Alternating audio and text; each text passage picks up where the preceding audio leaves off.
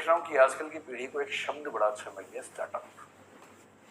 हमारी पीढ़ी ने भी स्टार्टअप किए। मुझे 2 साल पहले ही पता लगा कि जो मैं कर रहा हूँ कई साल से वो स्टार्टअप ही होता है। वरना मैं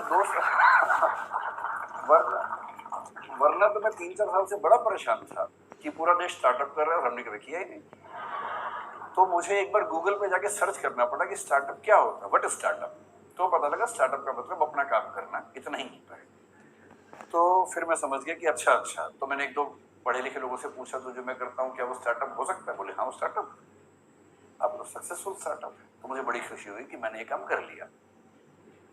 वरना दुविधा रहती कि सारी दुनिया कुछ कर रही है और हमारे वर्तमान सरकार उस पर इतना जोर दे रही है और हमने किया ही नहीं वो काम।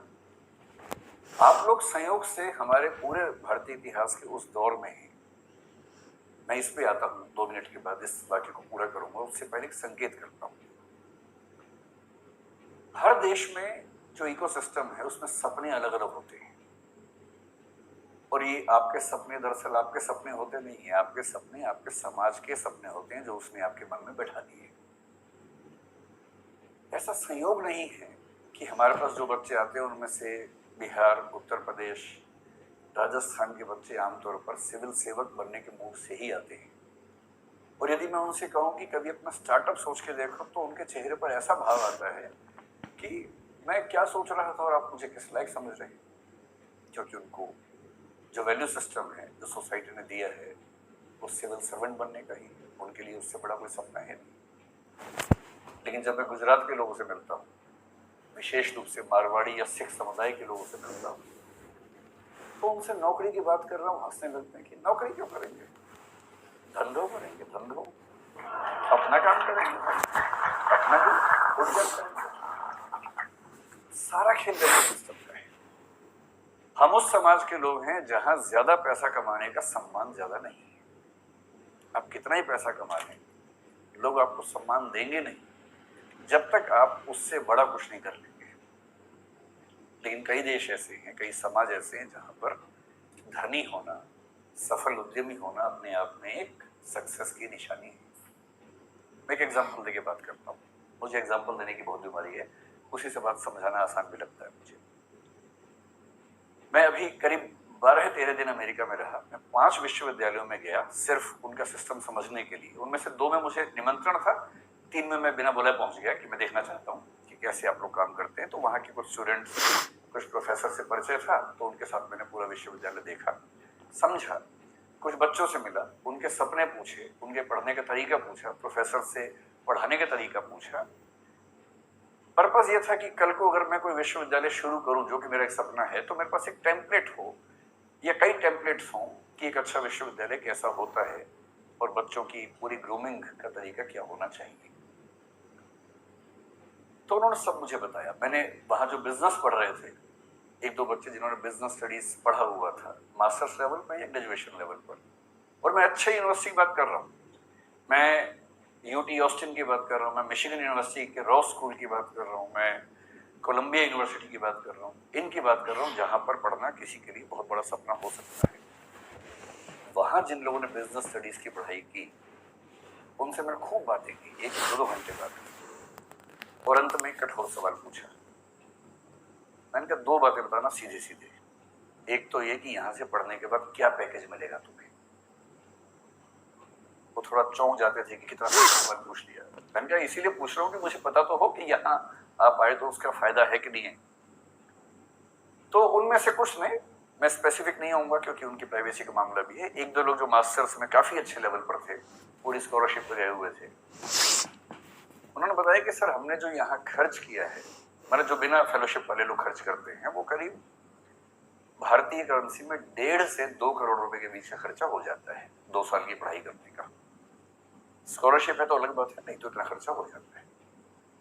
तो मैंने कहा उसके बाद होगा क्या? बोले सर हम जो डिग्री कर रहे हैं ना उसकी वैल्यू बहुत ज्यादा है, तो जब हम उतरेंगे बाजार में तो हम मान के चलते हैं कि हमें 1-8 साल के अंदर अंदर 2 लाख यूएसडी का एनुअल पैकेज मिल जाएगा, जिसका मतलब वही 1.5 से 1.6 सीआर के आसपास का पैकेज मिल जाएगा।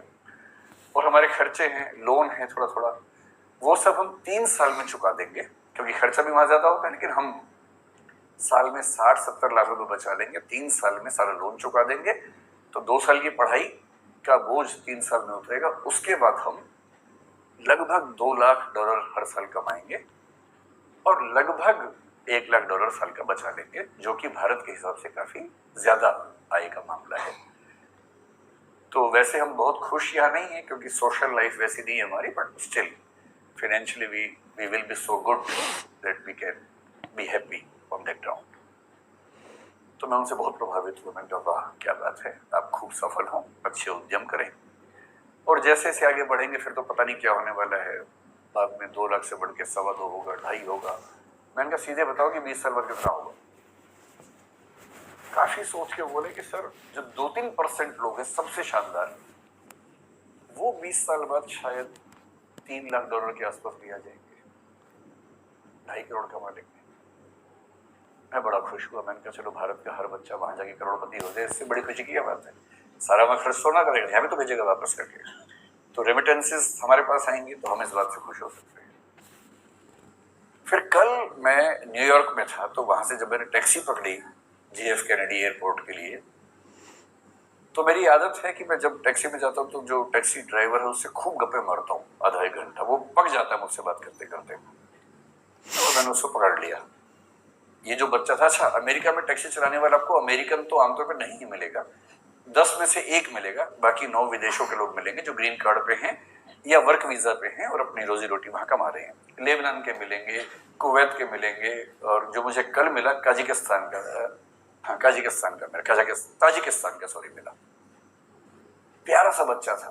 मैंने उससे उसका नाम पूछा, अच्छा सा नाम था पर मुझे याद नहीं क्योंकि नाम कुछ अलग किस्म का था। अगर आपको बहुत शौक है तो मैंने नाम नोट कर लिया था। मैं नोट कर लेता हूँ खटाक से, ताकि मैं बाद में केस स्टडी की तरह उसे कहीं कोट कर सकूं, क्योंकि मेरा काम ही ये है कोट करना जगह जगह जाके। तो मैंने एक नोट बना रखा है, टेकअवेज ऑफ USA ट्रिप 2023। उसमें जो आखिरी स्टडी है वो है टैक्सी टू JFK एयरपोर्ट। उसका नाम था गाई राटी। 23 साल का बच्चा था, ताजिकिस्तान से। मैंने उसको इंग्लिश नहीं आती थी, ताजिक भाषा आती थी जो मुझे नहीं आती थी, उसे हिंदी भी नहीं आती थी। अच्छा ऐसे में क्या होता है कि इशारों की भाषा में काम चलता है फिर थोड़ी देर के बाद तो। और इशारों की भाषा यूनिवर्सल है, और अंग्रेजी इतनी उसको आ गई थी कि सेंटेंस का स्ट्रक्चर नहीं आता था ना, बाकी तो आता ही था। आई गो ताजिकिस्तान ईयर, तो इतना बात समझ में आ गया था कि साल में एक बार जाता है। तो इस तरह से सिंटेक्स के बिना जो भाषा काम करती है उस भाषा में काम चल रहा था। तो मैंने पहले उससे पूछा व्हाट्स योर नेम। उसने घूर के देखा, मैं कहा नेम, वो समझ गया नेम पूछ रहा है, तो उसने बताया गाई राटी। फिर मैं कहा एज, तो उसने कहा 23 ईयर्स। भारत में फूफा लोग इतना करने के बाद तो रिश्ता तय कर लेते हैं। तो उसके चेहरे पर भी ये भाव था कि क्या ये रिश्ता तय करने वाला है। तो मैंने उससे कहा नहीं मैं तो कुछ और पूछना चाह रहा हूँ। फिर मैंने कहा गाई राटी कब से हो अमेरिका में? उसने कहा 1 ईयर। तो मैंने कहा वीजा कैसे मिला?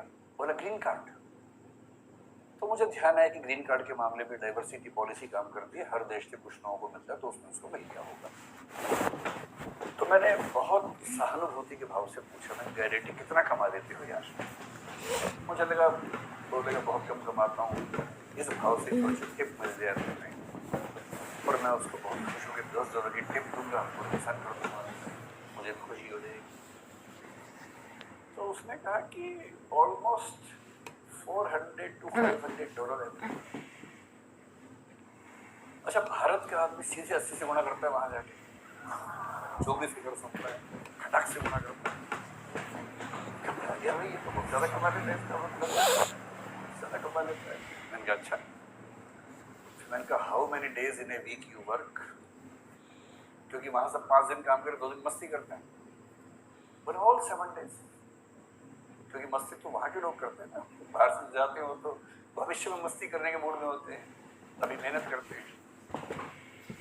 फिर वो समझ गया कि मेरी इनकम काउंट करना चाह रहा है, तो उसने खुद ही बोला on average I earn $12,000 to $14,000 per month.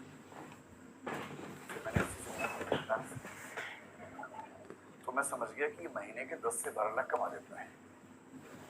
मैंने उससे फिर पूछा दिस इज योर रेवेन्यू और दिस इज योर सेविंग? भाई आप तो कॉमर्स के लोग जानते हैं, रेवेन्यू अलग है, सेविंग अलग है। नेट इनकम है कि ग्रॉस इनकम है, उसी में सारा खेल हो जाता है। और वैल्यूएशन की दुनिया इसी खेल पे चल रही है कि कुछ का कुछ बोल के वैल्यूएशन के बारे में है। तो उसने कहा दिस इज माई सेविंग।